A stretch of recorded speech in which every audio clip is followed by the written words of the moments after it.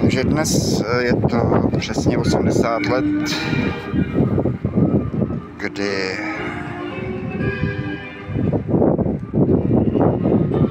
padla německá pevnost Königsberg při dobývání města a pevnosti. Zahynulo 1200 vojáků 11. gardové armády. A tady je pomník, o kterém jsem se dozvěděl bohužel teprve dnes. Na jejich počest. Proto jsem nenašel nic na náměstí Vítězství, protože všechno, co se týká konce velké vlastenecké války, druhé světové války, se v Kaliningradě vztahuje k tomuhle místu.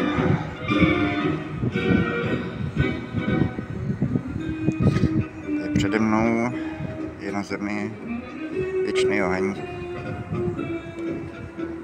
v čest památky 1200 lidí,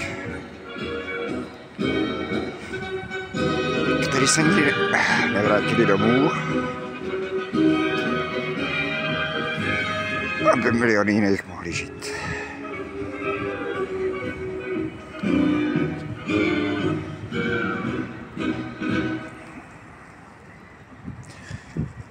Budu pokračovat za chvíli z dalšího místa, dalšího památníku. Tady už je to tak.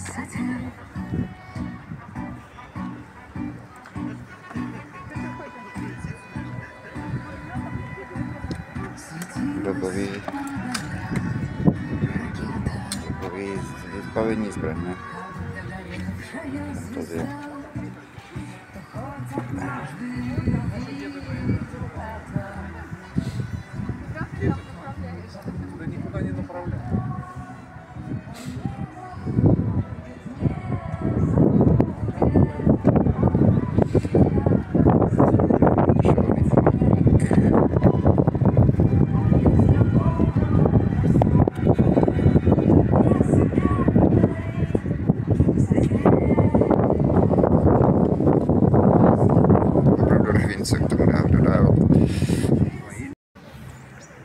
Tady památník průzkumníkům. Tady se vztahuje podle textu, co je tady k průzkumníkům.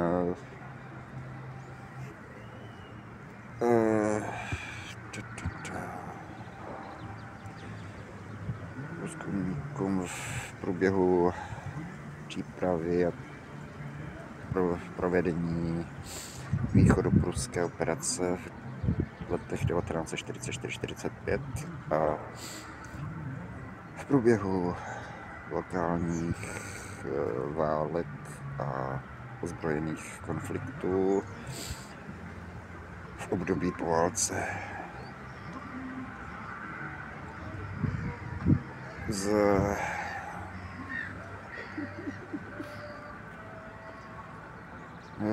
Teď nevím, jak to přeložit, to připovedám.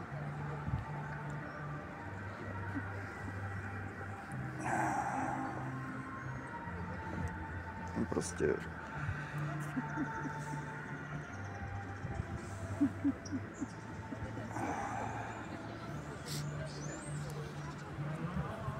zdá se, že je tady spousta lidí, kteří tady ztratili příbuzný. Tady je památník pohraničníkům všech generací.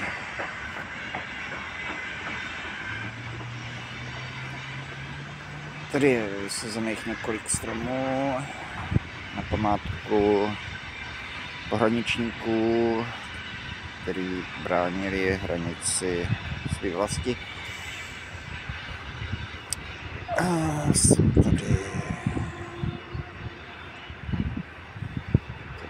památný, tenhle strom je zasazený člověku, který zahynul v roce 51 při výkonu služby při obraně vlasti. Rok 2005.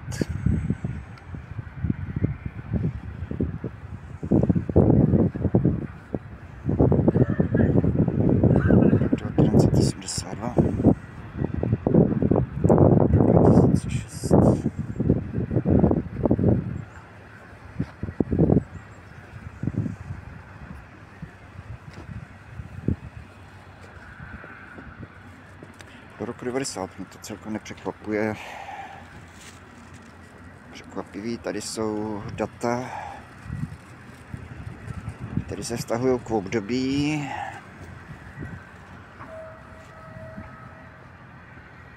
tady ten příslušník zemřel v roce 95 v době, kdy všichni tvrdili, jak jsou strašně velký kamarádi s Ruskou federací.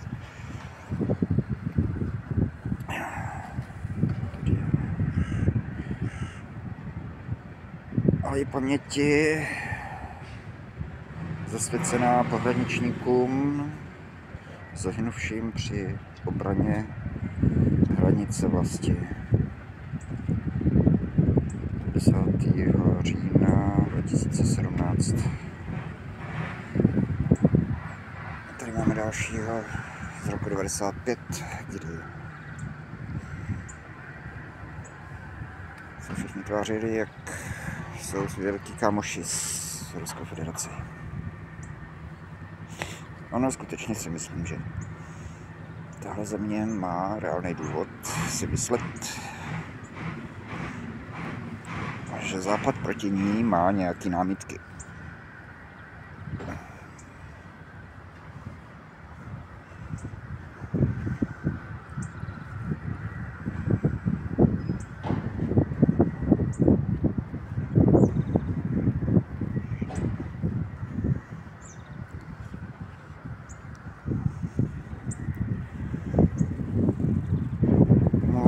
Musím se naučit nějak pracovat s videem. Zkusím se poskládat to, co jsem natočil, do souvislého pásma nějakého. Spoustu věcí jsem vynechal, nechtěl jsem tady šaškovat s kamerou, s telefonem. Byli tady i kluci z SVO, který předváděli současné zbraně.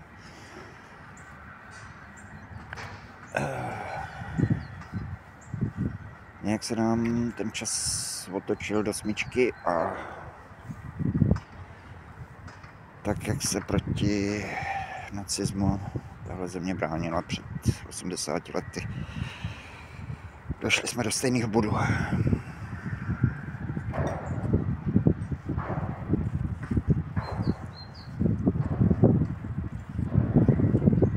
To je opravdu památník.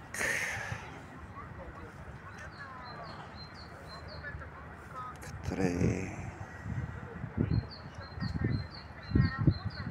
hodnej toho, čemu je zasvěcený 1200 vojáků, kteří se nevrátili domů.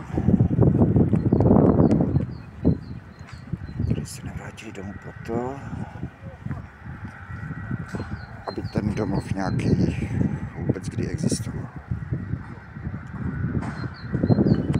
Až vám budou vyprávět za pár let, že Německo vlastně nic strašného nechtělo. Ne.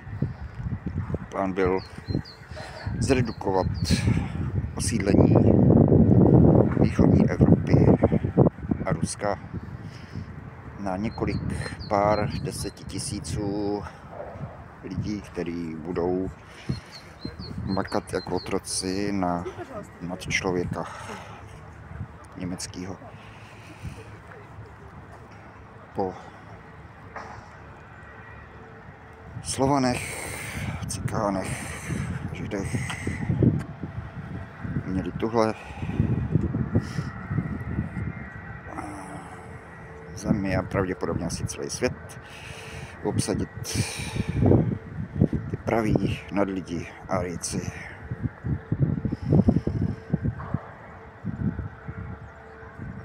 A až vám to ve škole budou říkat jinak,